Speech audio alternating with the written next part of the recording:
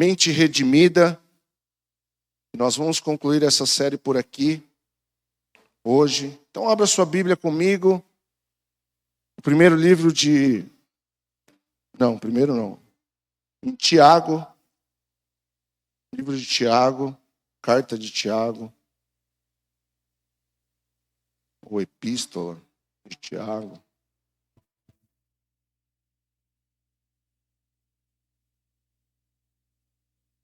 Mas eu não vim na quinta-feira por motivos de trabalho, mas me falaram assim que o pastor João sacou uma palavra do coldre. Diz que foi uma palavra muito abençoada. Eu não tive tempo de assistir ainda, eu quero assistir ela. Quem você pode se tornar? É isso, pastor? Tião chegou quase chorando na empresa lá. Pastor João ministrou a palavra ontem. Glória a Deus. É assim, essa casa está muito bem servida de ensinadores da palavra aqui. Mente redimida. E hoje eu quero falar, irmãos, sobre retidão. Sobre o que nós vamos falar? Retidão. Nós aprendemos aqui na semana passada sobre o impacto de uma mente redimida. Meu irmão, eu acho que eu gosto dessa palavra, impacto. Que é isso que Jesus ele quer causar nas nossas vidas. É isso que o Evangelho precisa causar nas nossas vidas, o impacto. Quando eu penso nessa palavra impacto, irmãos, eu fico pensando em um trem que vem e pá! E destrói tudo. E eu penso que o Evangelho, Sérgio, ele precisa ser assim na nossa vida. Ele precisa entrar e destruir tudo. É isso mesmo. Porque é isso que Jesus vai fazer com a nossa vida. Primeiro ele vai destruir o velho, para que o novo seja construído. E parece que hoje a gente está servindo um evangelho muito gradual. A gente está servindo um evangelho de calma. Uma hora vai acontecer. Não! Uma hora você vai mudar. Não pode ser assim, irmãos. Eu vejo a vida de apóstolo Paulo, o impacto que Jesus causou na vida dele. Irmãos, Jesus veio literalmente na contramão do caminho de Paulo. E ele não falou para Paulo, vai matando, vai diminuindo de matar aos poucos os crentes. Não foi isso que ele falou. Olha, se hoje você mata 10 por dia, começa a matar agora 8. Depois você mata assim. Não, irmãos, não foi assim. Não foi assim que Jesus fez na vida de apóstolo Pedro. Olha, Pedro, pesca de dia e me serve de noite. Não, não foi assim. Ou pesca de noite e me serve de dia. Ou me serve um dia e vai pescar no outro. Não, não foi assim na vida do apóstolo Pedro. Jesus falou para ele, vem e me siga. Foi impacto, irmão. Foi um impacto. E na semana passada, nós aprendemos assim. O impacto de uma mente redimida. É interessante, irmãos, esses dias nós estamos tendo aqui na igreja uma mesa de ensino para novos ministros. E que tempo precioso tem sido isso. E uma das coisas que a gente falou ali, e é importante que você saiba também, é como surge uma palavra. Como surge um tema de uma palavra. Irmãos, existem temas de palavra que elas surgem por inspiração mesmo de Deus. Inspiração mesmo. Até compartilhei o meu testemunho. Geralmente quando um tema fica muito tempo no meu coração, falar sobre um assunto, como foi, por exemplo, a jornada do deserto. Deus começou a falar comigo, deserto, deserto, deserto, deserto, deserto, deserto. E aí eu passei no meu tempo com Deus e falar, Deus, o que o Senhor quer falar sobre o deserto? Então surgiu uma palavra em uma série por inspiração. Em outros momentos surgem palavras por demanda. O que é palavra por demanda? O que o povo está precisando comer? Porque nós somos chamados a pastorear a igreja. E o que o pastor faz? O pastor traz alimento, o pastor cuida, o pastor dá injeção na ovelha. Pensa no bicho ovelha, ele leva. Aí ele começa a ver, não sei se você gosta do agro, às vezes você vai lá e aí tem um rebanho que está tendo um tipo de doença, aí recolhe-se esse rebanho, leva para a quarentena e lá aplica o remédio certo para aquele tipo de doença. Quem está me entendendo? Então tem palavras que surgem assim por demanda. E essa série de mensagens é uma série de mensagens que surgiu por demanda. Por quê? Porque às vezes, irmãos, a gente observa, como pastores da igreja, que é uma dor que a igreja está sentindo. Que é uma dificuldade, é algo que às vezes muitos irmãos estão patinando. Então é trabalho nosso, nós somos chamados para isso. Ensinar o caminho correto para que eu e você, para que a gente possa parar de derrapar. E sabe, irmãos, eu tenho percebido que muita gente, e quando eu falo aqui eu não estou pensando em ninguém. Sabe por quê? Tem um engano que às vezes o diabo quer colocar no seu coração. Ah, comentei com um pastor, ele pregou sobre isso. Não é, irmão, você precisa entender que às vezes são mais de 200 pessoas conversando com o pastor, e é aí que a gente percebe as demandas. E aí eu percebo, irmãos, que no meio cristão hoje, tem muita gente querendo servir a Deus com uma mente caída ainda. Eu acho, eu não penso assim, Deus não é desse jeito, Deus não é daquele... É uma mente caída. Por isso que surgem as perguntas, pastor, é pecado? Por quê? Porque a mente dela não entendeu ainda. Por isso que surgem muitas... eu acho, irmãos, posso falar a verdade? Deus não está preocupado com o que eu acho. Ele está preocupado com o que eu cumpro segundo aquilo que Ele é. Não adianta eu achar, irmãos. Não adianta eu achar. Isso é uma forma de interpretar a Bíblia, pastor. Você interpreta de um jeito e o outro interpreta de outro. Não, irmãos, isso não é interpretação. Isso é achismo. Interpretação é você buscar saber o que o texto está dizendo. Não o que eu estou entendendo, o que ele está dizendo. Quem está me entendendo? Isso é interpretação de texto. Não é interpretação do que eu acho. Então, eu percebo que muitas pessoas não têm deixado, não têm permitido ser impactado pelo Evangelho de Deus. Porque a Bíblia diz assim, que para o homem não seja não e sim seja sim. E hoje, irmãos, a gente está no mais ou menos, muitas vezes. E mais ou menos, irmãos, é o que a Bíblia diz lá em Apocalipse. É o morno. É um morno. Então nós não podemos ser assim, nós precisamos entender e nós precisamos permitir que o Espírito Santo governe a nossa mente.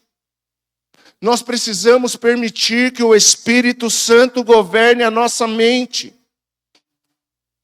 Irmãos, nós precisamos permitir que o Espírito Santo doutrine a nossa mente para que a gente possa entrar em submissão a Deus.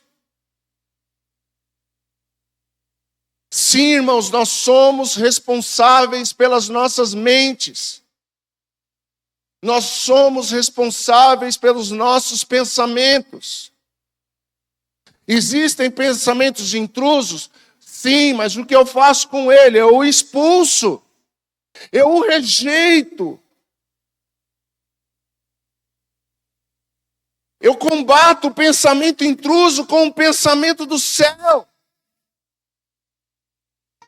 Eu combato o pensamento intruso com um bom conselho. Eu combato o pensamento intruso com as verdades de Deus. Quem está me entendendo? E isso, irmãos, é permitir que o Espírito Santo, ele doutrine a nossa mente. Por quê? Porque não adianta, irmãos, nós seguirmos a Cristo com uma mente caída. Não existe mais ou menos. E hoje nós vamos falar sobre retidão. Andar em retidão é viver debaixo do senhorio de Cristo. Muitos querem o Jesus Salvador da graça. Pode dizer um amém? Isso é bom. Diga amém. Mas nós precisamos querer o senhorio do Cristo Senhor, do Cristo Rei, do Cristo que governa. Posso ouvir um amém também? Por quê, irmãos? Porque o senhorio de Cristo vai me levar pelos melhores caminhos. Ou melhor, o senhorio de Cristo vai nos levar pelo único caminho, o caminho da retidão. O caminho de Cristo, ele é perfeito. O caminho de Cristo, ele não é o mais fácil, mas certamente ele é o perfeito. Ele não é o mais fácil. Não é, irmãos. Seguir a Cristo não é fácil mesmo. Nunca será. Por isso ele diz, tome o homem a sua cruz, negue-se a si mesmo. Ô, irmão, você quer coisa mais difícil do que negar a si mesmo? Irmãos, é difícil. Não tem dia que você quer pegar um pelo colarinho e falar, você vai ver só que não, eu sou crente, mas eu não sou trouxa. Não tem vontade, tem dia que você tem vontade de fazer isso? E é fácil se segurar, irmãos? Não é.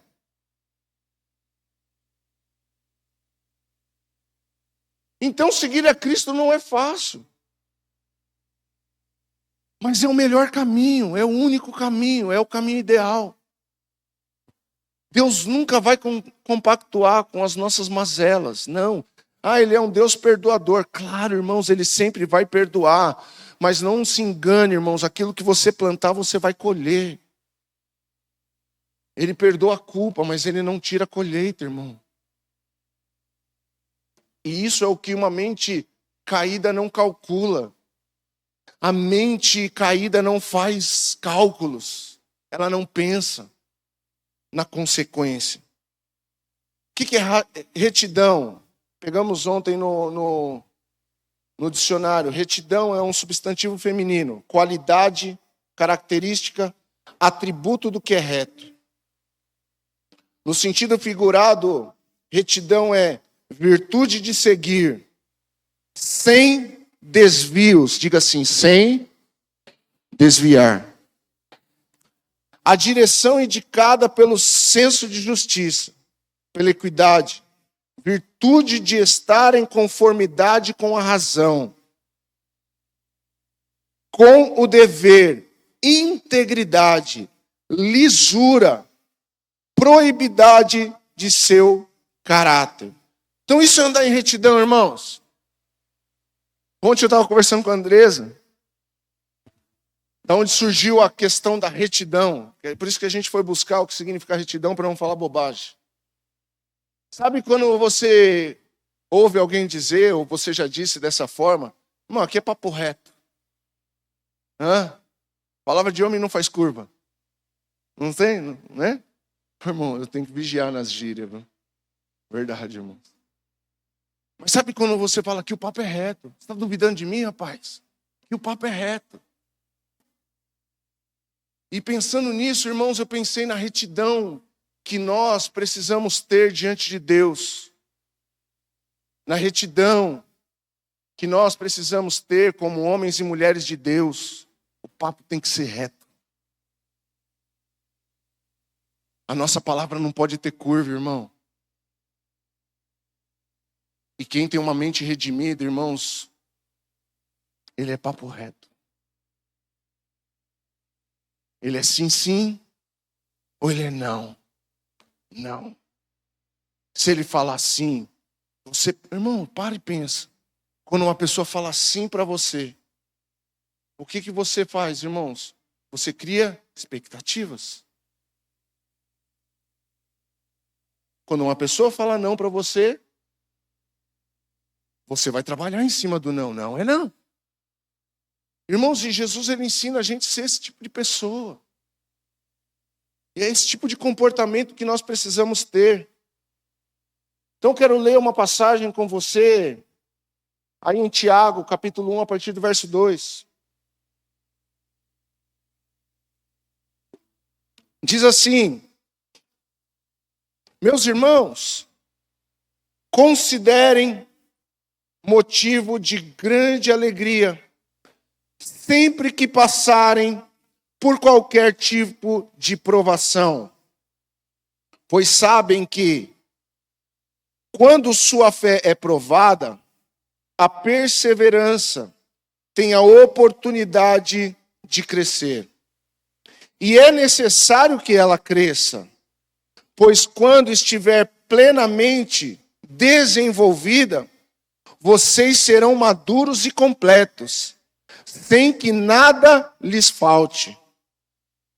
Se algum de vocês precisar de sabedoria, peça a nosso Deus generoso e receberá.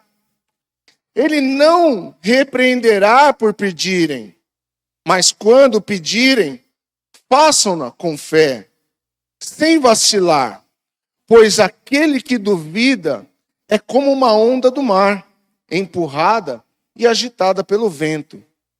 Ele não deve esperar receber coisa alguma do Senhor, pois tem a mente dividida e é instável em tudo o que faz. Ele tem a mente dividida e é instável em tudo o que faz. Guarde isso aí no seu coração, que nós vamos falar sobre isso. Irmãos, muitos de nós precisamos primeiramente ser honestos. E eu não estou falando da honestidade de uma pessoa para com outra. Eu acho que nós precisamos ser honestos com a gente mesmo. Eu acho que está faltando uma honestidade com a gente mesmo. Muitos de nós temos nos auto-sabotado. Muitos de nós temos nos enganado. A gente está muito preocupado em impressionar o outro, quando nós deveríamos querer impressionar nós mesmos. Nós estamos muito preocupados em impressionar as pessoas na internet, postando uma mentira, postando um sorriso falso, postando uma alegria enganosa, uma realidade mentirosa. Por quê, irmãos? Porque nós temos sido doutrinados por esse mundo que o que importa é o que os outros pensam. O que importa é o que os outros veem. O que importa é o que os outros acham. E nós estamos muitas vezes, quando nós temos esse tipo de atitude, sabotando a nossa própria vida, porque logo quando nós soltamos, muitas vezes, a câmera do nosso celular, ali nós nos encontramos com aquela pessoa da foto de verdade. E quando a gente se encontra com aquela pessoa de verdade, muitas vezes nós vamos ver a nossa carência emocional, a nossa carência espiritual. E isso tem matado muitas pessoas, isso tem matado muitas vidas, tem matado muitas famílias. Por quê? Porque nós estamos o tempo inteiro tentando impressionar os outros. E repito, irmãos, a pessoa que você precisa primeiramente impressionar é você mesmo.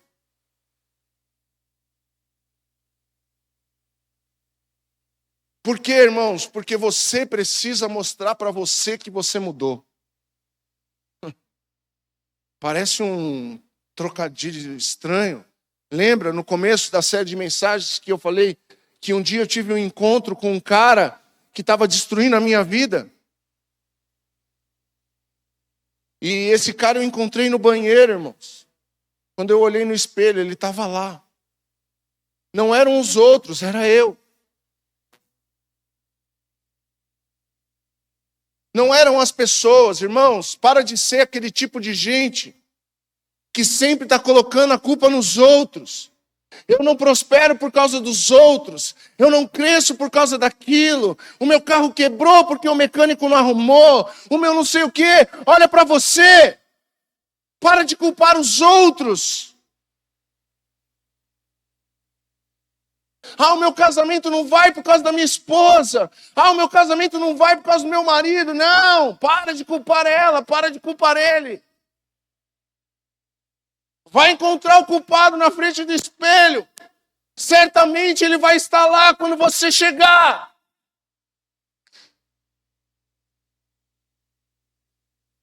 É isso que nós precisamos ouvir nesses dias, meus irmãos.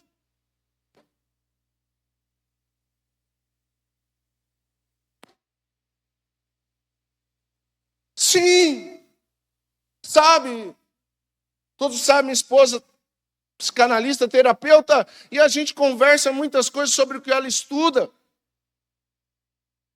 E muitas pessoas, irmãos, estão se destruindo emocionalmente por causa dos outros, porque está pensando nos outros, porque é o trauma que o outro gerou em mim. E isso é real, acontece. Mas é porque você preocupa muito com os outros. Entenda, eu não estou falando de egoísmo. Eu não estou falando de não ser generoso. Eu estou falando de você parar de culpar os outros. Um dia, eu sempre conto isso, irmãos. Eu sentei e conheci, numa conversa, o apóstolo Claudinho, que hoje é meu pastor. Irmãos, e que encontro maravilhoso foi aquele onde ele me mostrou para mim mesmo. E o quanto aquele dia foi importante para mim. Essa quinta-feira nós estávamos lá no nosso discipulado e nós lembramos, há 4 anos atrás, nós entramos aqui. E não é por nada não, irmãos. Ele falou assim, pastor, quantos sentam aqui?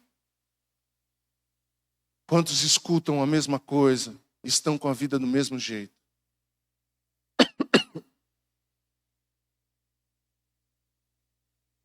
Então, irmãos, nós precisamos permitir que o Espírito Santo governe a nossa vida.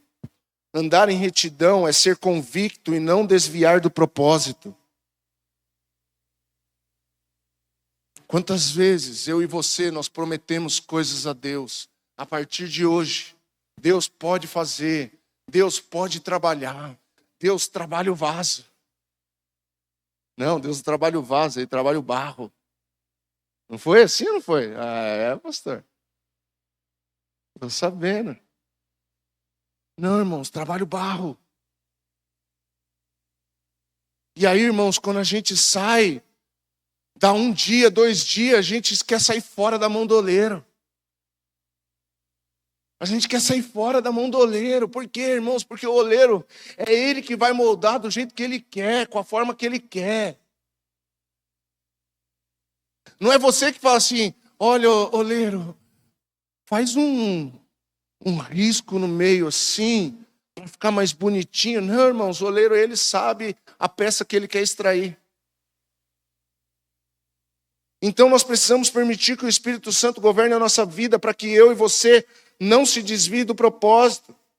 Quando nós entregamos a nossa vida para Cristo de verdade, precisamos deixar Deus trabalhar de uma forma completa na nossa vida. Diga assim, Deus quer trabalhar de uma forma completa. Deixa eu te contar uma coisa, Deus não é como eu e você. Como assim, pastor? A gente que começa e faz as coisas pela metade. Deus não. A Bíblia diz que Ele é fiel para completar a obra que Ele começou. Ele é fiel. Irmãos, grava isso. Deus não trabalha com metades. Deus não trabalha com metades. eu vou dar a minha metade para Deus. Não, irmãos, Deus não quer a sua metade. Ele não vai aceitar a sua metade. Por quê, irmãos? Porque ele não deu metade de Jesus na cruz do Calvário. Jesus não só foi açoitado, ele morreu. Não estava bom só sofrer, só apanhar, não. A obra precisava ser completa. O cordeiro precisava sangrar. O cordeiro precisava sofrer. O sangue do cordeiro ele precisava ser imolado. E aí, e agora? Agora o cordeiro tem que morrer. Mas não estava bom o sofrimento? Deus não está bom já? Não está bom. Ele não completou a obra em você ainda, meu irmão.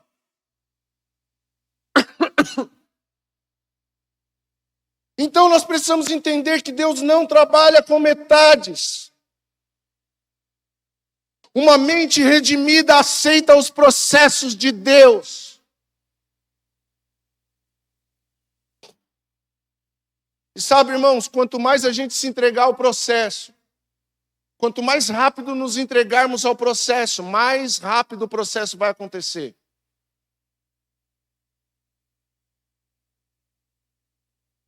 Mais rápido o processo vai acontecer. É que nem um cavalo, irmãos.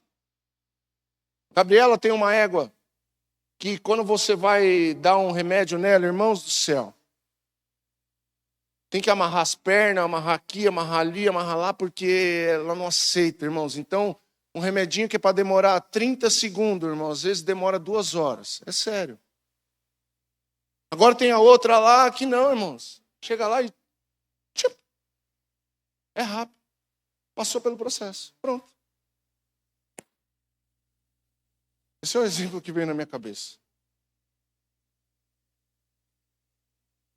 Então, irmãos, muitas vezes nós somos essa pessoa que fica resistindo ao processo. Toda hora está se abortando do processo. Toda hora está burlando o processo. Toda hora tenta fazer do seu próprio jeito no meio do processo.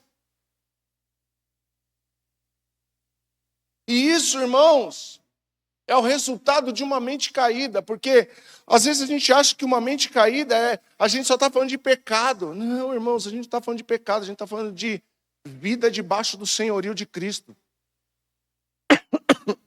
Inclui o pecado? Lógico. Com certeza. O Senhor nos fez para viver longe do pecado, Ele nos redimiu para que o pecado não tivesse mais poder sobre a nossa vida, para que agora a gente possa andar em santidade. Foi isso que a graça fez com a gente. A graça nos redimiu para que a gente possa andar em santidade. Então, uma mente redimida, ela aceita logo os processos. E posso te falar, irmãos, se joga na máquina logo. Deixa ele moer. Lembra do impacto? Deixa o trem bater de frente, irmão.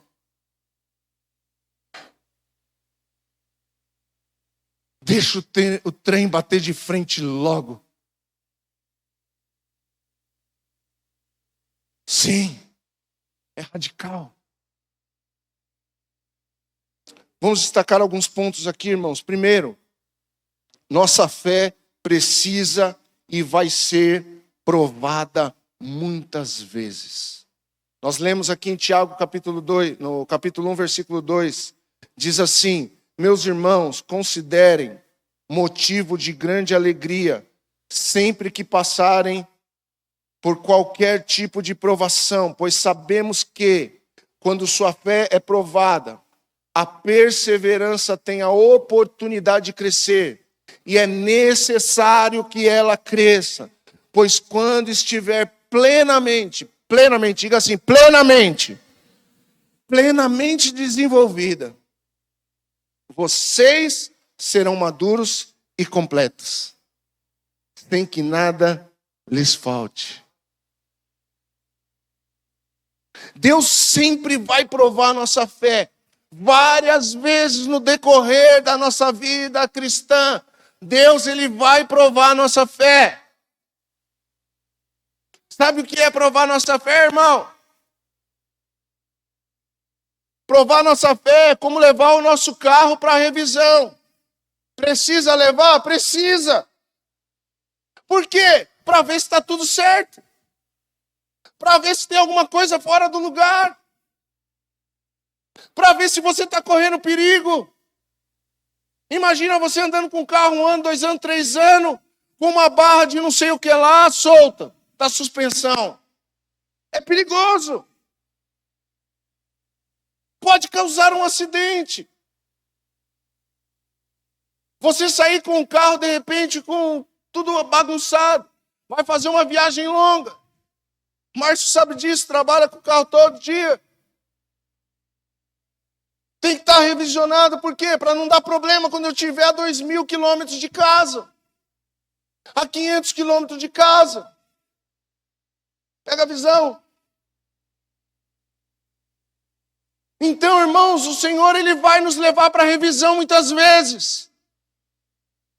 Por isso que a nossa fé é provada, para ver se está tudo firme, para ver se está tudo no lugar, para ver se as convicções estão no lugar, para ver se nós não desviamos do propósito. Então, irmãos, porque ele diz, tende por grande alegria. Por quê? Porque se você está sendo levado à aprovação, é sinal que você está na mão de Deus ainda, meu irmão. É sinal que você está no caminho ainda, meu irmão. E às vezes nós não entendemos os processos e começamos a rejeitar as provações. Eu falo de vez em quando aqui, irmãos, tem muita gente repreendendo aquilo que é de Deus. Tem muita gente rejeitando aquilo que é de Deus. É como se Deus estivesse levando a gente para a oficina e a gente fala assim, eu não quero. Eu não quero essa revisão. E não adianta, irmãos, pode ser pastor, apóstolo, semideus. O que for, irmãos, Deus vai provar a nossa fé. Vai ter momentos da nossa vida que Ele vai nos proporcionar andar na berlinda, irmãos. Andar na beira do abismo. Não acho que eu e você, nós estamos imunes às provações. E não acho que provação é por causa de pecado, irmãos. Não, pecado é colheita. Provação, irmãos, é testar a nossa fé. E Ele vai fazer isso, está escrito. Então, irmãos, a provação é a forma pelo qual Deus testa a nossa perseverança. Por quê, irmãos? Porque a perseverança, irmãos, é o motor do crente. É o que continua te levando para frente. É o que continua te levando para o caminho. É o que continua fazendo você caminhar. É a perseverança. Perseverança é a decisão de continuar no mesmo caminho. O que ele diz aqui, irmãos? Pois sabem que a sua fé é provada. Que quando sua fé é provada, a perseverança tem a oportunidade de crescer.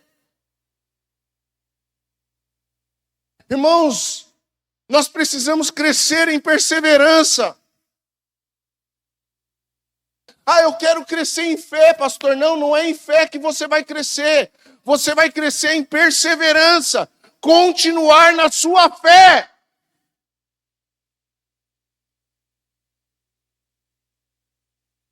E quando que a perseverança ela vem, Hugo? Quando vem a vontade de desistir. Quando vem a vontade de abortar.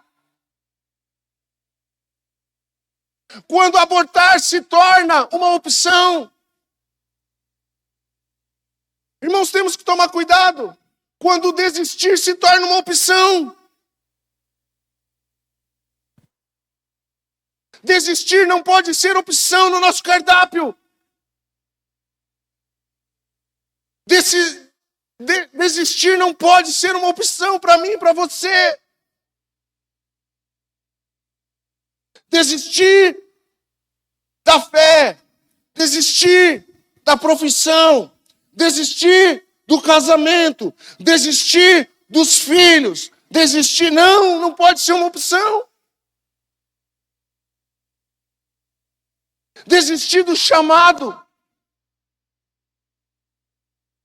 Então, quando abre esse leque, desistir, aí que a perseverança, irmãos, ela vai expulsar esse sentimento. Quem está me entendendo? Então nós precisamos, irmãos, permitir que a perseverança nossa, ela cresça. A Bíblia diz que ela precisa crescer. É necessário que ela cresça. Por quê? Porque a perseverança é o caminho para chegar à maturidade.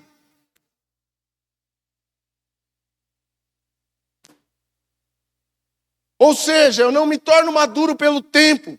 Eu me torno maduro pelos processos.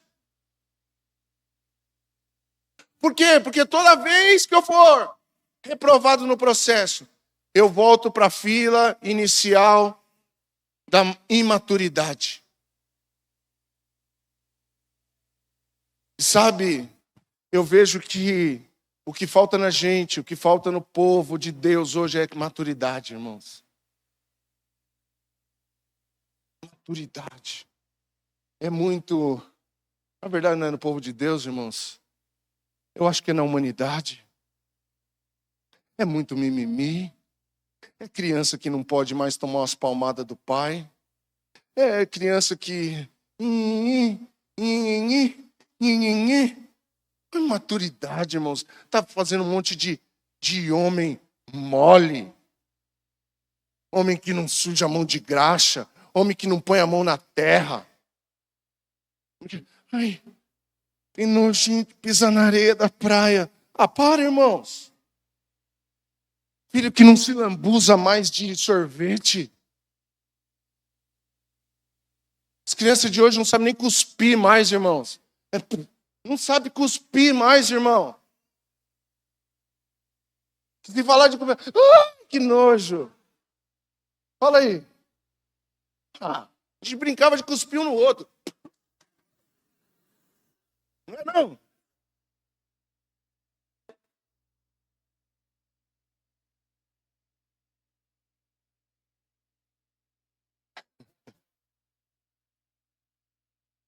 E se você vacilar passar aqui enquanto eu estiver pregando, você vai levar cuspida, porque eu toda hora...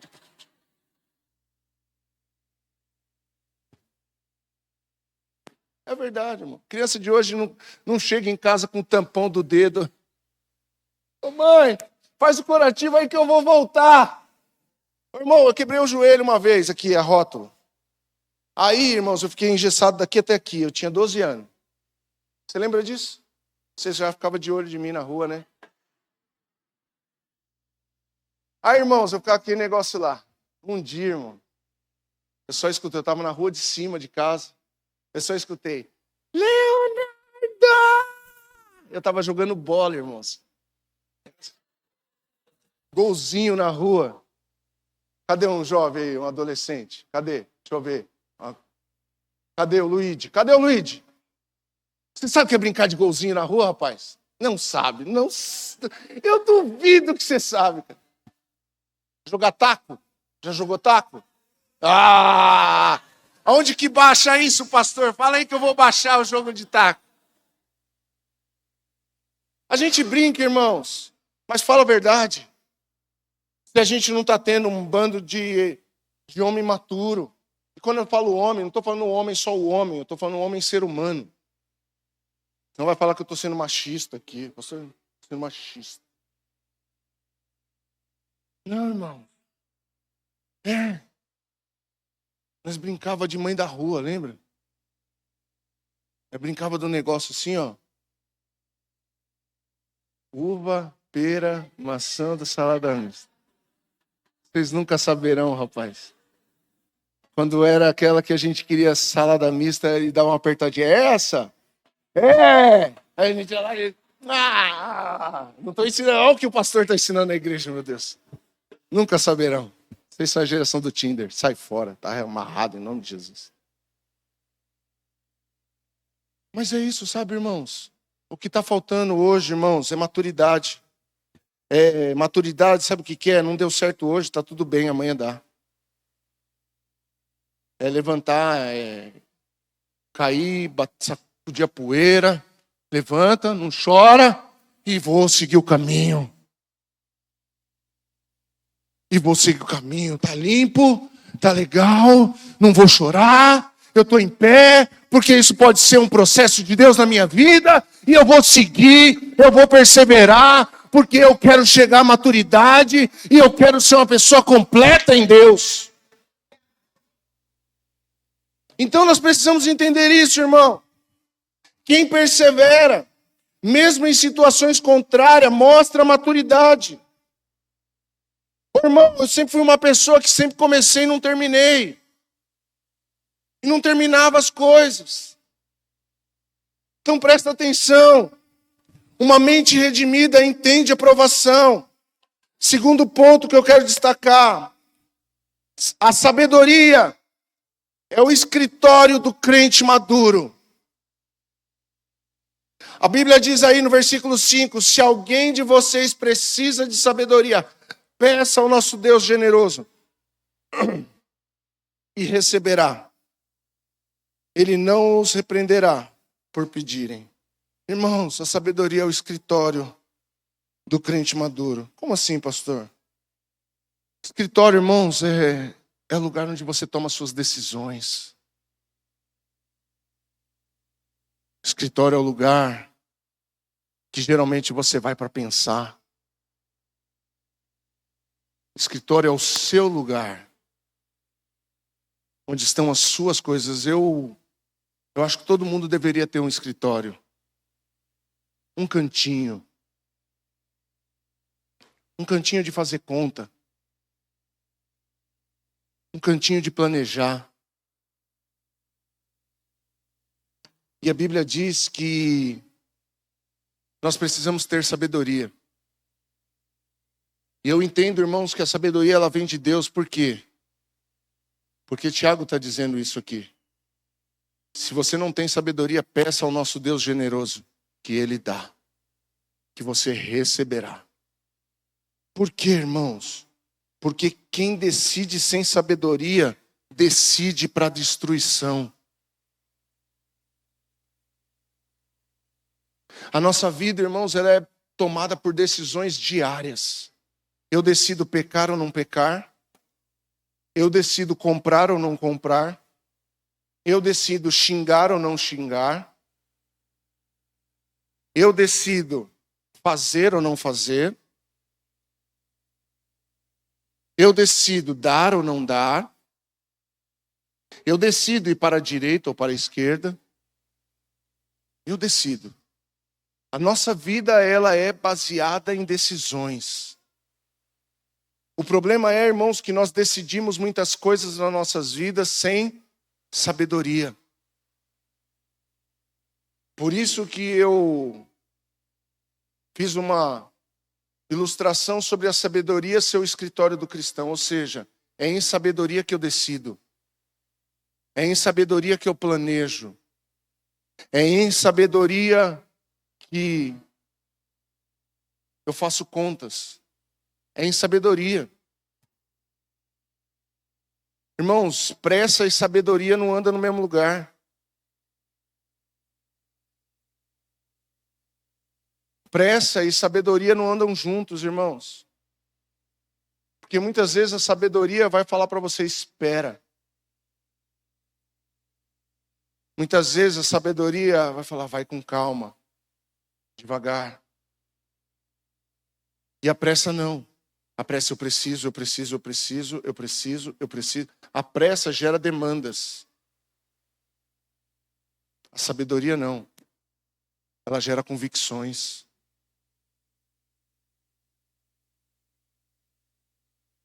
Então cuidado, irmãos, com a falta de sabedoria. Por quê, irmãos? Porque quem decide sem sabedoria decide para a própria destruição. E sabe que eu entendo? Que não tem sabedoria quem não quer.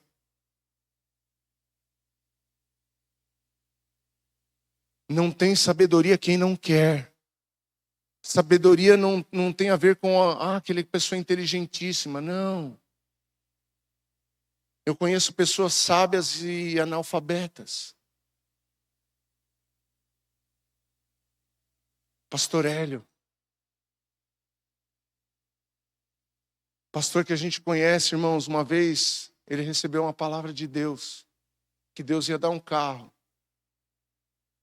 Irmãos, e o pastor Hélio é um pastor que para pregar, ele pede para você ler a Bíblia, porque ele não sabe ler.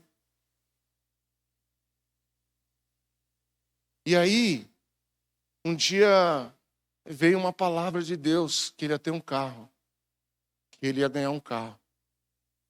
Sabe quando é aquelas palavras de Deus de verdade?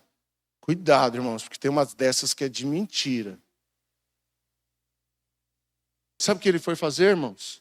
Ele não saiu para comprar um carro e parcelar um carro em 60 vezes. Pastor Hélio foi construir a garagem. Eu me lembro que uma vez eu cheguei com o meu pastor na época e ele estava lá. Foi assim que a gente descobriu essa palavra. Ele estava construindo uma garagem. Ele falou, pastor, o que o senhor está fazendo? Deus me disse que vai me dar um carro, então eu já estou fazendo a garagem. A hora que terminou a garagem, ele falou assim, agora eu preciso tirar a carta. E adivinha, irmãos? Quando ele terminou de tirar a carta, deram para ele um Chevette verde. Eu lembro como se fosse hoje. Sabedoria. Sabedoria não está intimamente ligado com o seu conhecimento. Sabedoria é algo que vem do alto, porque Tiago fala, peça para Deus, irmãos. Sabedoria vem de Deus. Quando perguntaram para Salomão, o que você quer? Sabedoria. Sabedoria. A gente cai, a gente se auto-sabota na nossa mente, caída por falta de sabedoria. Um jovem de 14 anos, ele pode ter mais sabedoria que um senhor de 70 anos.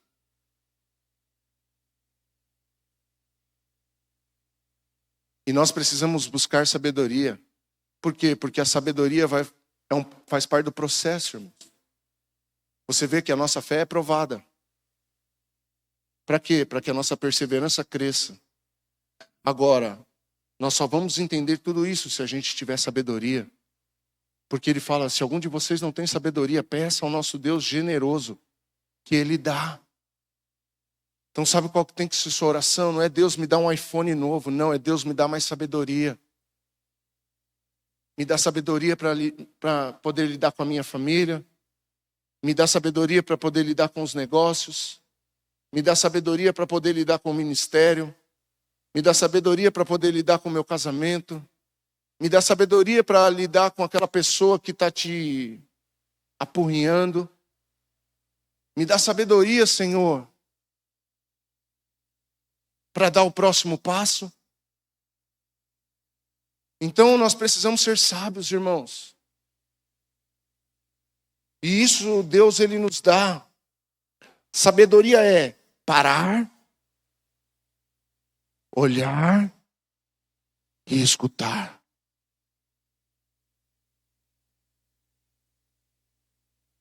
Você está com muita pressa. E essa pressa tem feito você passar no sinal vermelho. Pega a visão. Pega a visão. E quando você passa no sinal vermelho, você está correndo o risco de vir o trem. E não é aquele que vai causar um impacto na sua mente. É aquele que vai destruir a sua vida.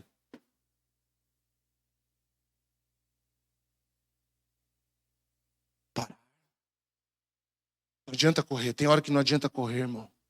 Eu tenho que parar. Sabe? Você tentando procurar uma coisa num quarto bagunçado, você já fez isso? Você já tentou procurar alguma coisa num ambiente bagunçado? Às vezes o negócio está aqui, ó.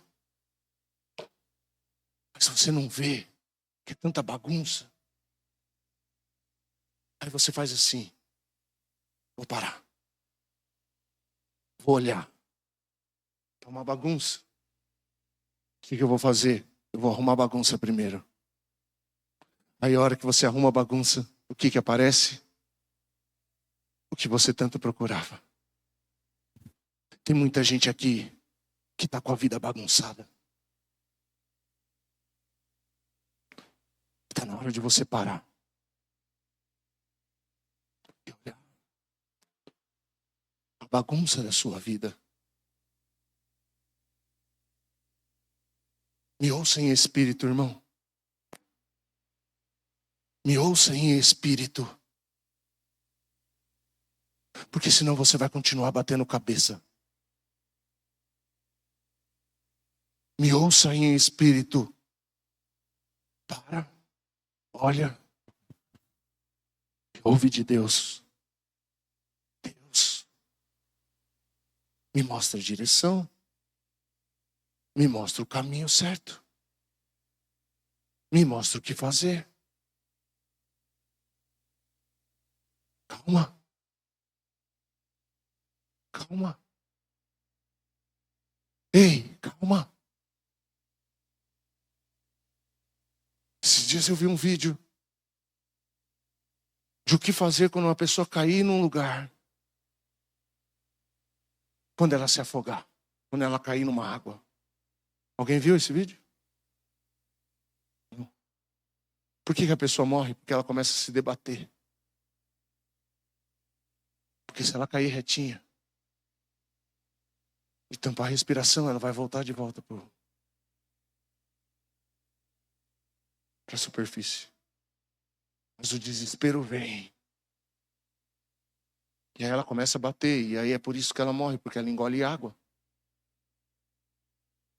E quantos de nós temos nos debatido na nossa vida? E isso, irmãos, é fruto de uma mente caída. E o Senhor, Ele quer redimir a nossa mente. Por quê? Porque Ele te dá sabedoria para tomar as melhores decisões da sua vida. Ele vai te dar sabedoria. Então parar, olhar e ouvir. Depois que o sinal verde for aparecer, você vai. Mas a gente só anda cruzando farol vermelho, irmão. A gente só anda cruzando farol vermelho. O alerta já foi faz tempo.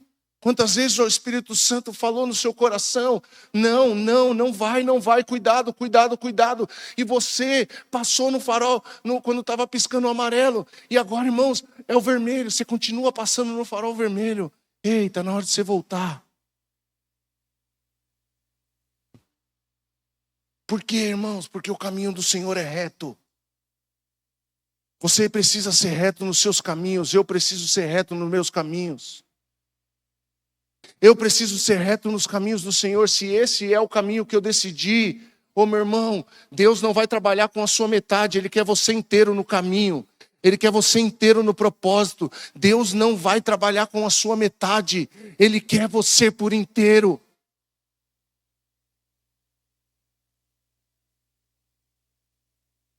Ele te quer por todo, o teu completo.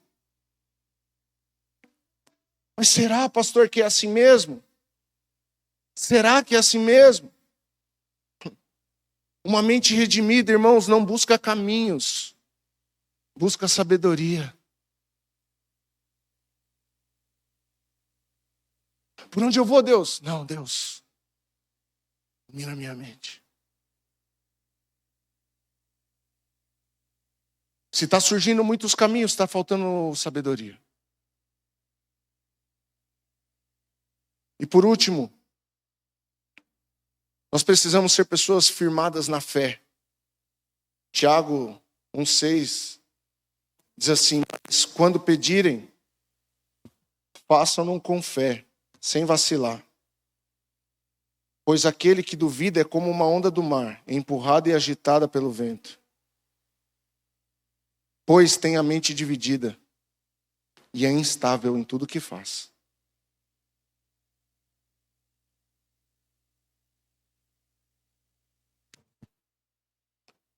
Peça com fé. Sabe o que é pedir com fé? Acredita no que você está pedindo. Porque quando entra o será no meio da nossa fé, irmãos, a fé já foi embora.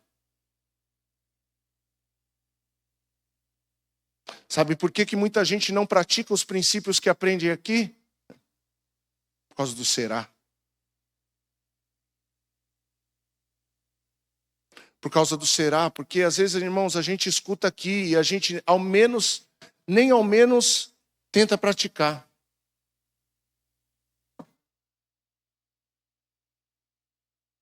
Por quê? Porque entre o será que é assim mesmo?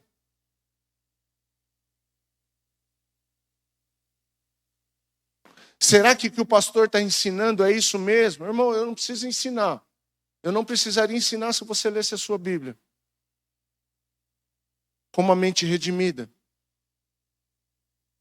Se você duvida desses princípios, é simples, irmão. É só você ler a sua Bíblia. E você vai ver se a sua Bíblia vai falar diferente do que eu estou te dizendo aqui.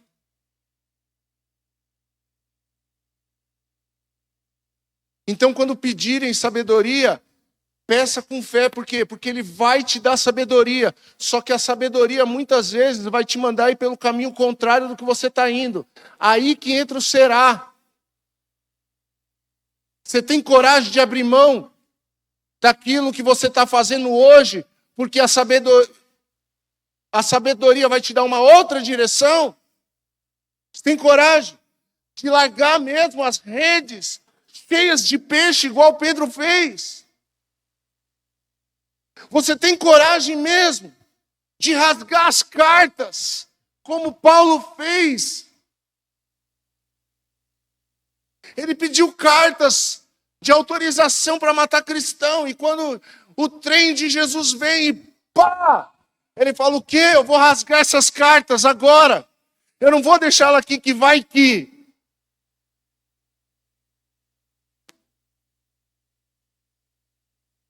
Lembra? Eliseu, quando foi chamado por Deus, o que ele fez? Ele falou, peraí que eu vou falar tchau pro meu pai. Eu vou falar tchau para minha mãe. Eu vou queimar as carroças de boi. Eu vou matar o gado. Eu vou fazer um churrasco. Por quê? Porque eu não quero mais voltar para lá. Eu não quero mais que voltar seja uma opção. E eu, lembra que a gente canta? Me despedi dos meus pais. Ei, está na hora de você falar tchau pro seu pai. Entenda, seja inteligente. Está na hora de você falar tchau pro seu passado, meu irmão. Pega aqui essa visão. Está na hora de você falar tchau pro seu passado, meu irmão. Está na hora de você falar tchau para aquela mente caída, meu irmão. Está na hora de você falar tchau para a vida perversa, meu irmão. Me perdoe em espírito, mas aqui é o Senhor que está falando com você. Está na hora de você falar tchau para essas coisas. Está na hora de você falar tchau para a boca suja, meu irmão.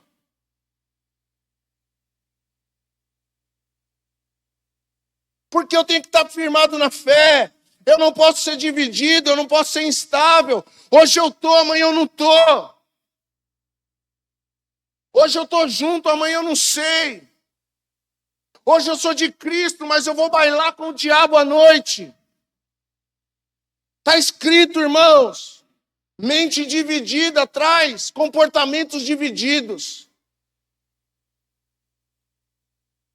E eu, como homem de Deus, eu quero te alertar a respeito dessas coisas. Não tem baladinha pra gente, irmão.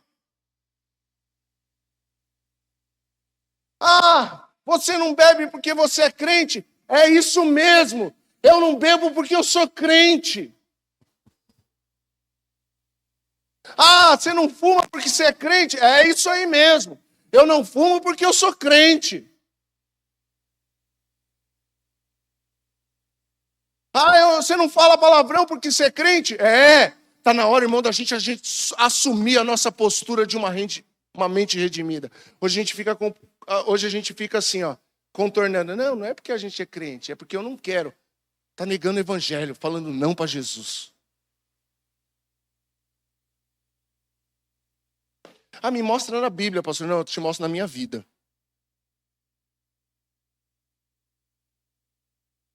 Aí, ó, semana passada, Paloma quase morreu. Por quê? Por causa da bebida. Um bêbado entrou na contramão e atropelou ela na moto. A bebida é pecado? Pastor? Não, bebida é mortal. Bebida é violenta. Mais violenta do que o crack. Porque o crack você tem que comprar escondido. A bebida você compra em qualquer bar, qualquer mercado.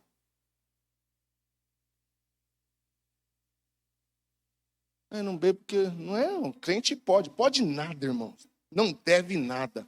A fé é o oxigênio do crente, irmãos.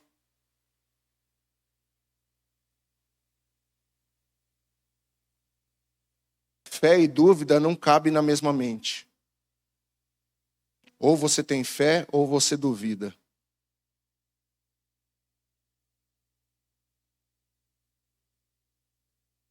Quem anda em dúvida vive batendo cabeça. Até quando?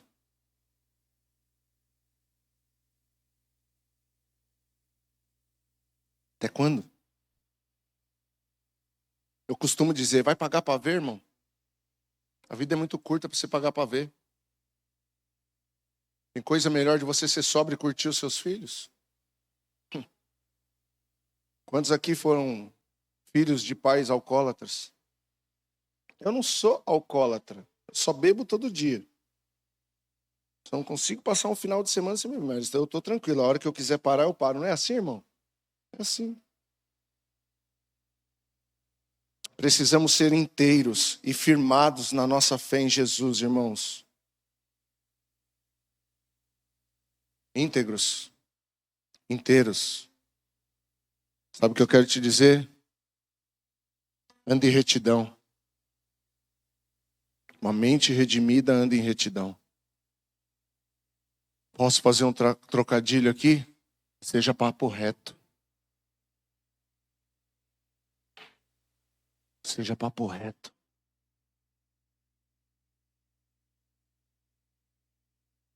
Crente em Cristo não vê pornografia. Crente em Cristo não é fofoqueiro. Fica falando da vida dos outros. Crente em Cristo pode até passar por dificuldades e atrasar algumas contas, mas ele não é caloteiro.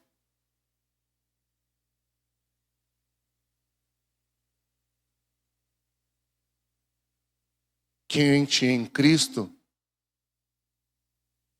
o maior valor dele é a família. Crente em Cristo é de verdade. A carne é fraca, pastor, é por isso que a gente não deve andar pela carne. A gente tem que andar pelo Espírito. Pastor, eu não consigo. Consegue sim, pede ajuda. Talvez sozinho você não consiga, mas com a ajuda do corpo você vai conseguir. Mas você precisa querer conseguir. Você precisa querer conseguir. Meu irmão, se eu fosse você, eu pegava essa palavra e colocaria como norte da sua vida.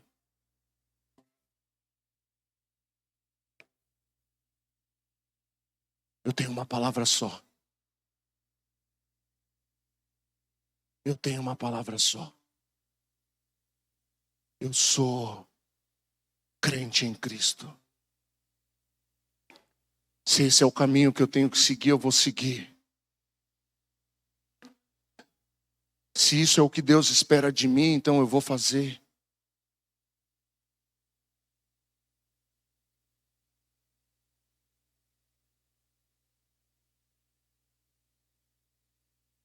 Coloque-se de pé no nome de Jesus. Retidão. Não se desviar.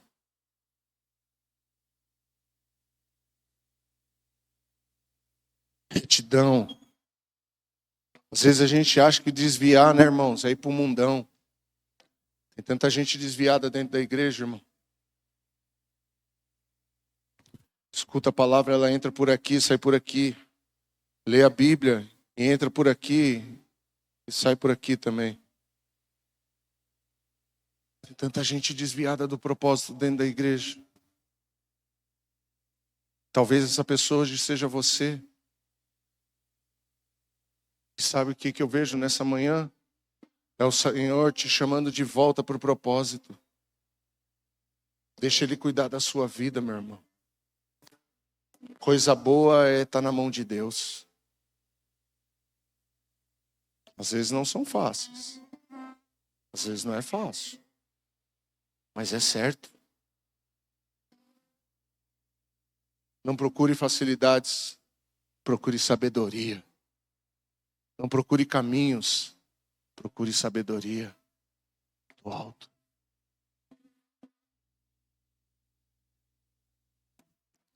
Se tem alguém aqui nessa manhã que gostaria de entregar sua vida para Jesus,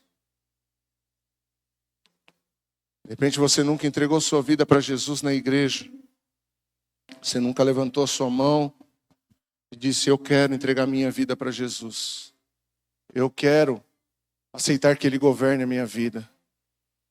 Tem alguém aqui nessa manhã que gostaria de entregar a vida para Jesus? Se tiver, levante a sua mão, eu quero orar com você. Pastor, eu quero entregar minha vida para esse Cristo. Eu quero entregar minha vida para Jesus. Você está aqui? Se você estiver aqui, levante a sua mão, eu quero orar com você. Ninguém? Você, filha, vem cá.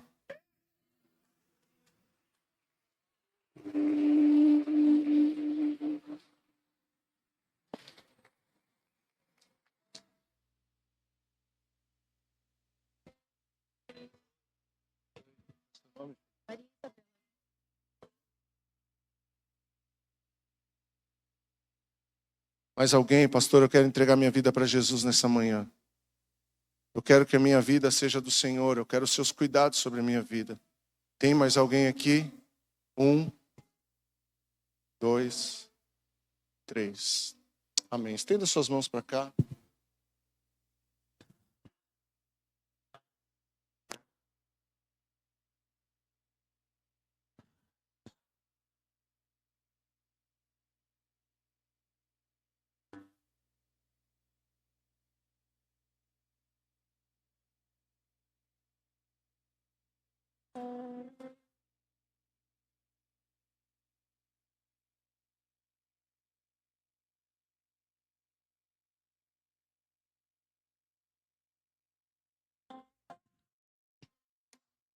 Estenda suas mãos para cá, Pai, em nome de Jesus. Eu apresento, Senhor, a vida da Isabela nas suas mãos e eu peço que o Senhor escreva o nome dela no livro da vida. Que a vida dela esteja debaixo do seu governo. E que ela possa desfrutar dos melhores dias da vida dela. Assim eu oro em nome de Jesus. Amém. Amém, Isabela. No final do culto, o pastor João e a pastora Margarete vai estar ali no cantinho. Vai lá para bater um papo com eles, para eles te conhecer melhor. Tá bom? No final do culto, a hora que terminar, pode voltar para o seu lugar. Pastor, eu quero voltar para a igreja. Eu quero me reconciliar com o reino. Eu quero me reconciliar. Eu me afastei por causa de diversos motivos. Quero te dizer, meu irmão, não importa para mim o motivo por qual você se afastou. O que me importa é o motivo pelo qual você vai voltar. Tem alguém aqui? Pastor, eu quero me reconciliar com a igreja de Cristo. Se tiver, levante a sua mão, eu quero orar com você. Você, filho, vem cá.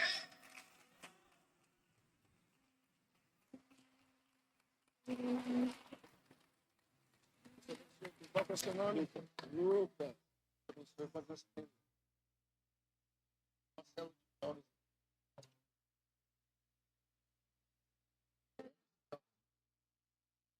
Mais alguém? Pastor, eu quero me reconciliar com a igreja.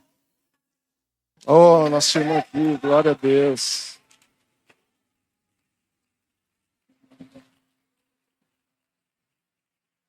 Qual é o seu nome, filha? Como? Mais alguém? Pastor, eu quero me reconciliar, essa é a minha manhã. 1, 2, 3. Tendo suas mãos para cá, eu quero orar com vocês. Pai, em nome de Jesus, eu apresento a vida do Lucas nas suas mãos. Apresento, Senhor, a vida da Nicole nas suas mãos. Deus, eu peço que o Senhor possa fortalecê-los com o seu poder e com a sua glória. Encha eles com o seu Espírito Santo. Dê forças para que eles possam continuar e perseverar no seu caminho. E nos ajude, Senhor, para que nós possamos ser igrejas e servi-los em amor. É isso que eu oro e eu declaro em nome de Jesus. Amém. Amém.